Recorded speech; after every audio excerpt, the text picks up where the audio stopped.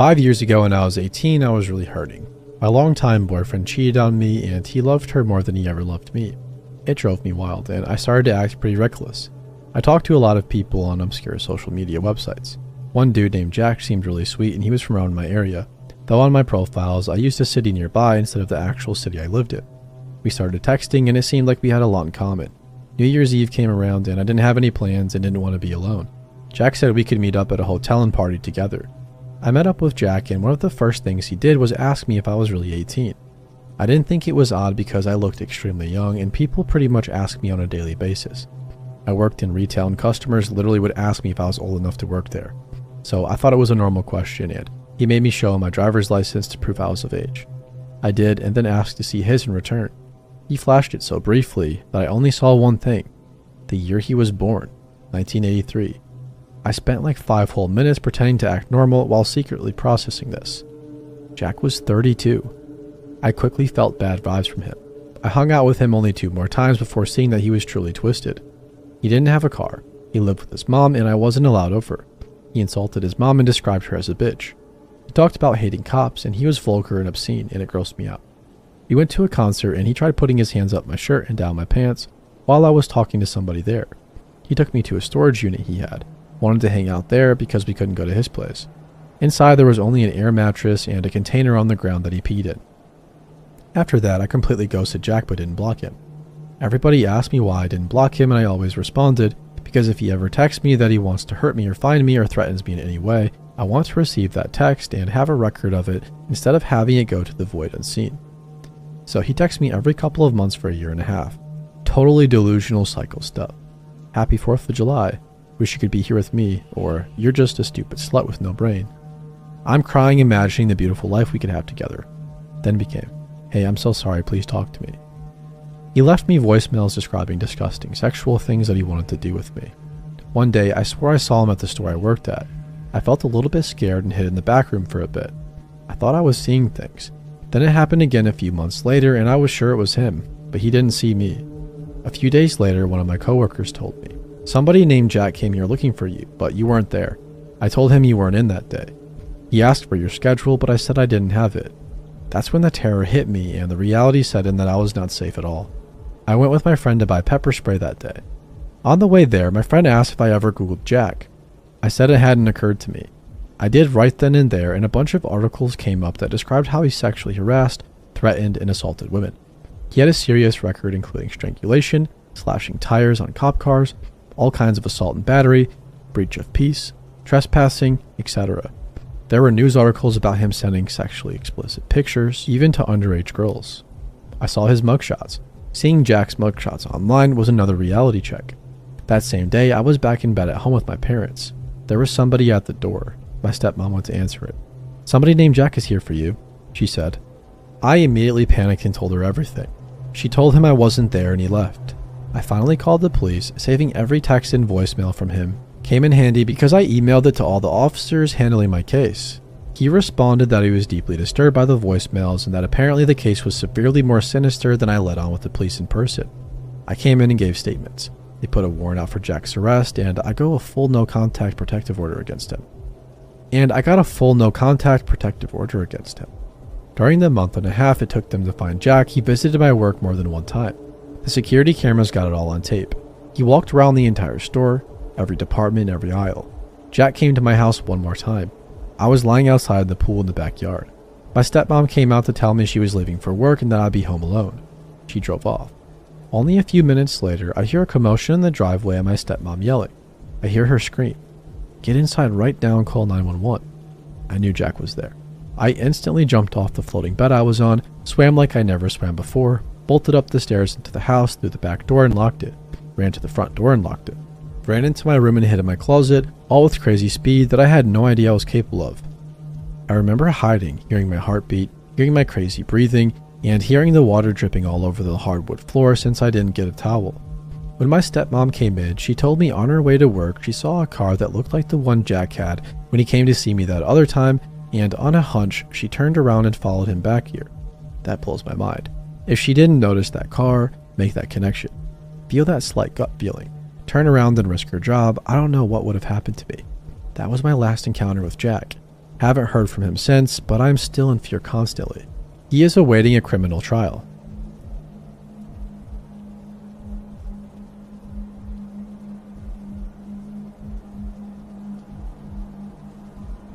I've always been addicted to online surveys. That was the only reason I made an account on OkCupid. They had really fun surveys, and I did an incomplete and sarcastic profile to be there and answer the surveys. After a little while, I got this message from a dude that I started to politely chat with. I warned him that I wasn't there to flirt, only to do surveys. Then we started to be pals. Pretty soon we discovered how much anime each other had watched in life, and this was the main topic in our conversations. When we decided to finally meet, same city, same anime taste, nothing else really. I'm not sure how it happened, but we started to see each other a lot. He seemed fun, but he always had this crazy look in his eyes, like you don't know what's going to happen. He used to give me tons of attention, convention tickets, food, weed, and alcohol. Often he did hit on me, but then I had to go back and start talking about the fact that I wasn't interested. So there was this night. I was in college back then, and one of my classes in that semester ended at 11:50 p.m. This guy called earlier in that evening saying that he had a lot of weed and alcohol and that we should hang out together that night. He would even pick me up at uni. My class was over, and after he'd taken his time to get there, I decided to invite him to the elderly gym close to my house so we could smoke and drink together. There wasn't much weed or alcohol anyway, so soon I said I'd need to go home because I had classes in the morning. Now, I live in this neighborhood where there is nothing else but big houses. Nothing. Not even drugstores, hospitals, schools, or anything. It usually takes me 20 minutes to go from the bus stop to get to my residence, and I don't walk that slow. We were in the middle of this course, so it was about 10 minutes to get home by walking from where we were. He offered a ride and I accepted. As soon as we get in the car, he starts moving close to me, touching my thighs and asking for oral sex. I got really annoyed after telling him no so many times, and I told him I just need to get home soon. That's when he starts to undo his pants. I freak out a little bit, but then after a few seconds, I jump out of the car and start walking towards my house. I shouldn't have done that, of course, because until then, he didn't know my address completely. But I was very, very tired after a Calculus 3 lesson that ended close to midnight, and after spending the entire day at night on uni. He shouts something I can't understand, and I start to walk even faster as he turns on the car and starts following me very slowly. That's when I started to run. I could already see my house from afar. He accelerated a bit more, but I was quicker and jumped the fence and ran to my house, locking all doors and windows. When I woke up, after taking some anxiety medication the next day, I had a message from OkCupid dude, in which he said, "I know where you live and I know where your friends are and I know which uni you attend. By the way, I love that picture of yours with long ears and high sock stockings." Thing is, I've never posted that picture anywhere online and I have never given him my phone to use it. I deleted my account there after that, of course. So screw you, creepy anime dude.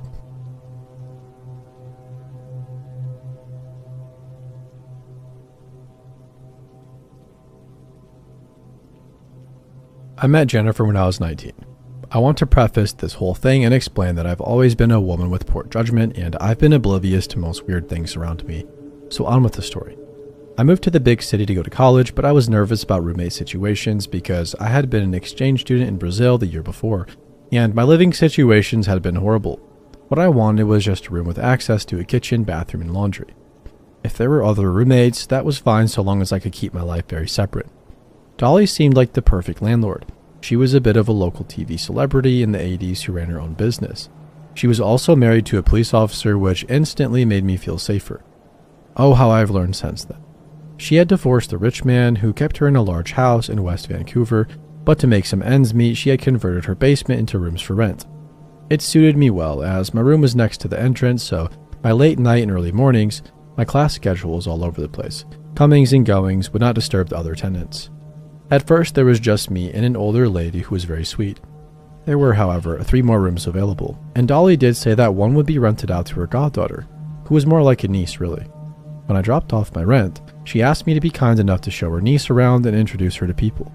She said she liked how I was bookish and quiet, and thought that would be a great influence on her niece, who had a very tough life and was very possibly a FAS child. I said I would definitely help her make friends and show her around the college since she was going to the same one. I would also show her how to get around by bus. When I met Jennifer, I knew right away we were very different, but decided I would take her under my wing since she knew nobody and I had a small group of friends to introduce her to. The first night she moved in, I took her to some event. Can't recall where, and we talked, which mostly involved Jennifer telling me about her life. She had grown up in an abusive household. Her mother drank heavily, and her series of stepfathers had done awful things to both of them. Jennifer said that in elementary school, she had been separated from other students because they caught her trying to molest them. The whole story was awful and haunting. She just wanted to feel loved and happy, she said. She just wanted a chance for normal life, and it broke my heart, and I wanted to help her. I decided that I would take her with me everywhere. Because I spent so much time with her, I didn't notice the small changes at first. She stopped wearing sweatpants and started wearing dress pants like me. I always wore turtlenecks. It was my thing at the time, and she began wearing them too. My hair, which was long, had that wavy cut of the late 90s, and she came home one day with a similar haircut as she could pull off with her lank brown hair. I didn't even notice because honestly, who the heck would want to look like me? I didn't even notice that she started mimicking my way of talking and weird sayings I constantly said. The escalation happened one night when I held a lasagna dinner at our place. I was breaking rules by having men in the basement. I figured that since everybody was up, it wouldn't be a problem, and we were all planning to leave by 9 p.m. So already, I was on the bad side of my landlord and stressed about it. Jennifer helped me make dinner. I had invited my current squeeze and my friend Ishrat over. During dinner, Jennifer was clearly interested in Ishrat. Since nothing romantic was going on between him and me, I didn't care, and probably through my disinterest, I encouraged it. Later, he told me that he thought I was setting them up. Recently, I looked at a photo of the dinner. In it, you can really see how similar looking she was to me, and now I'm super creeped out by it. She even bought glasses that looked similar to mine. The kicker, she was wearing a turtleneck just like me. It only began to be noticeably weird a few weeks after the dinner. She was too young to go out to drink at bars, and Dolly preferred her to only go out at night if I was going too. So one night she begged me to go to a party with some friends she made at school. They were these foreign guys who were sharing an apartment downtown. She had a crush on one of them and asked if I would come along so she wasn't alone. Well, this party was just these guys and the two of us. We drank with them and it was getting progressively late. I didn't drink much since the situation was odd, but Jennifer drank her face off. I was concerned because Vancouver is a city where transit shuts down after midnight for most things, and where we lived in West Vancouver, it was about a 2-hour bus ride and a frustrating trek up a 1.5 mile long steep hill. I voiced my concern to Jennifer and she said, "Don't leave. I really like that guy and he's actually showing interest in me tonight. Please, you're like the sister I never had." She disappeared with him into one bedroom in the apartment. Now, I was left alone with 2 other guys. Apparently, they thought the both of us were there for entertainment because I had to be very adamant to them that I was not interested and would not sleep with them. They thought that because Jennifer had told them I was just like her, and that translated to being really likely to sleep with them. I wanted to leave right then, but I couldn't leave her alone. She may have been screwing the one guy in the room, but I didn't want to leave her there. I didn't want to abandon someone I thought was like her sister. Unfortunately, Jennifer was still in the bedroom with her crush. I should have left to get a cab, but at the time I was broke and didn't have a credit card. Transit was no longer running. I would end up sleeping out on the street, so I really reluctantly stayed the night. I slept, which was more like lying awake petrified, in my jacket fully clothed. Even then, one of the creeps in the apartment tried to snuggle up to me and tried to kiss me. I slapped him, and even though he called me awful names, I told him I didn't give a shit. By the time I figured the buses would be running, I got up and knocked on the bedroom door. "Hey, we're leaving, Jennifer. Now." She groggily got up and joined me, even though her clothes were half on. I was furious. We waited at the bus stop for an hour in the rain. It's Vancouver, and I was just so unbelievably mad at her. "Wasn't that fun?" she asked. "No, I'm going home to go to bed, and I'm never going to that place again." And after that, I didn't talk to her for a few weeks because while I came home after class, she was always gone. Dolly asked me where she was, and I just replied that I had no idea and I couldn't give a shit. By this time, I realized they had both manipulated me into a bad friendship and I didn't need to be involved with Jennifer's life. But throughout that time, she was sleeping over at the foreign guy's apartment. Eventually, the guy she slept with got bored of her or found somebody else because one day she came back to Dolly's house. I was studying in my room when I heard a knock on the door. I opened to see Jennifer beaming at me with pride. This time she had Ishrat on her arm. She was wearing a very expensive leather jacket, had a new fancy haircut, and was holding a CD of Sarah McLachlan that I had actually returned to Ishrat because I always felt weird about his gifts to me. Ishrat and I spent a ton of time together and had recently stopped hanging out because I had felt weird about his constant gifting. I was stunned to see him with Jennifer. He looked really sheepish next to her, kind of amusing with a man at 6'5". She thanked me for returning the CD and told me she really loved the music. I just nodded and looked from one to the other to figure out why they had just knocked on my door. "We're together," she announced to me, and I said, "Congratulations." Only I looked at Ishrat as though he had lost his sanity. My comment pissed her off. I know now after talking to Ishrat that she was pissed off. I didn't get jealous that she had stolen Ishrat from me. He said she talked about me all the time and about how I was jealous of her and how I always wanted to be like her. She told him about how I had thrown myself at the foreign guys in the apartment and how embarrassed she was by my actions. It was really creepy. I never saw Jennifer again, thankfully. I left that rooming situation as soon as the semester was over. It was all kinds of crazy. I did get updates from Ishrat every once in a while. To me, hearing about Jennifer was something straight out of a soap opera. Jennifer and he dated for a few months. As I wrote earlier, Ishrat thought that I had wanted them to date, and so she had been given my approval. While they dated, he caught Jennifer trying to dump a used condom back up into herself in an attempt to get pregnant. They stopped dating. She continued to dress somewhat similar to me and grew her hair out. Then she turned 18, and on that date, one of her old stepfathers showed up at her party. She ended up running away with him to a small town in the Rockies. Where? Who knows what she did. But she did call Ishrat from time to time to update him on her life. She was being whored out by her stepfather, and with one of the men, she got pregnant. During the phone conversation after the birth, she said, "Guess when the baby was born?" "I have no idea," Ishrat answered. "He was born on her birthday. Isn't that amazing? The baby was born on my birthday."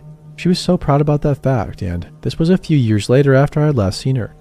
I haven't heard about her in years, nor have I seen her, but sometimes I think I see her in a crowd wearing a turtleneck with her huge teeth smiling at me just so.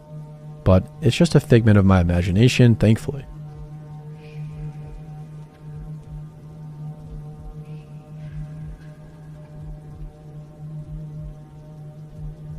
This happened in 2013 and 2020. Now 27 female. When I was 16, I played a lot of League of Legends. Like a lot. I was in Facebook groups constantly looking for new people to play with and discussing builds. You get the idea. That's how I met Gabriel. He lived in another city nearby, but we had a mutual friend named Valerie, a girl from my neighborhood who was around my age. We started chatting on Facebook and Skype, sometimes playing together. Eventually, Valerie invited me to her birthday party. Her house was just around the corner, so of course I went. Gabriel was there.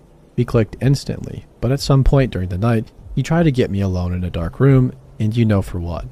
I said no and reminded him that I had a boyfriend and that was that. Over time, he became more interested in my life. I didn't have many friends, so he quickly became my best friend. He'd visit my city often, stay over at my house, and talk constantly. We'd watch shows, game together, and have dinner. It felt like a great friendship, or so I thought.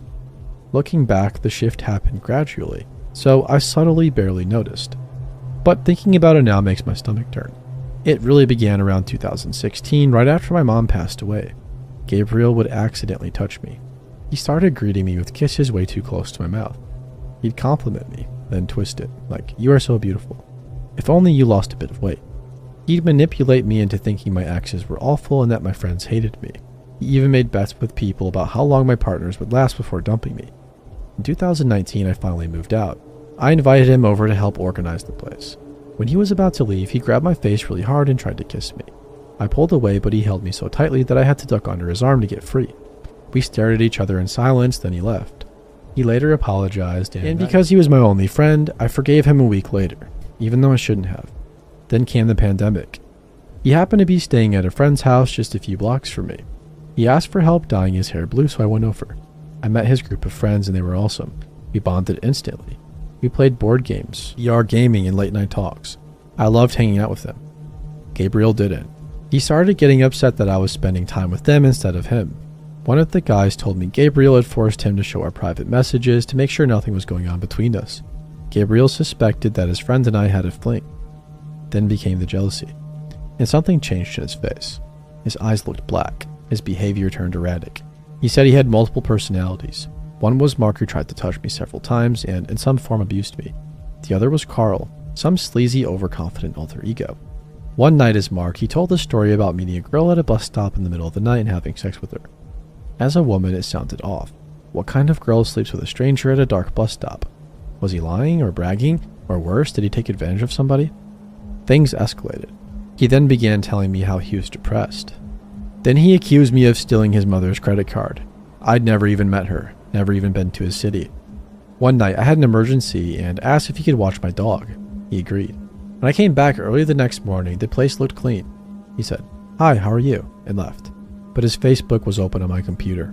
Something told me to check. He was messaging one of our mutual friends calling me a slut, complaining that I gave attention to everybody but him and that the least I could do was have sex with him. I even found a picture he sent to his friends where you can clearly see the outside of my house at night. It was sent at 4:53 a.m. I found messages to tons of women where he used my personal trauma to gain sympathy. He told everybody my business, and then I found a conversation with a girl we both knew. He told her we were in a long-term relationship and that I cheated on him and that I apologized to him. That we lived together and that I was toxic and manipulative. I felt sick. I reached out to her. She said she'd always found it weird that he claimed we were dating but never posted a single photo of us. Then she told me something that made my blood run cold. One time years prior, he used her phone and sent her own news to himself while she was taking a shower. She only noticed because he forgot to delete the sent message. That's when I just knew that he did that to me. I had a suspicion that he'd send some pics from my number to his because one folder was open when I never look at my own nudes. That folder had a password. That's when I cut him off, blocked him everywhere, told all of our mutual friends. I even messaged him one last time to explain exactly why I never wanted to hear from him again as a courtesy. A year later, he messaged me from a new account. It started off like an apology but quickly turned into blame. Said I ruined his life, that I should be proud for pushing him into depression, and that I lied about not being in a relationship with him and that he loved me. So I blocked him again and I haven't heard from him since. So Gabriel, Mark, or Carl, whatever you want to call yourself, let's not meet again.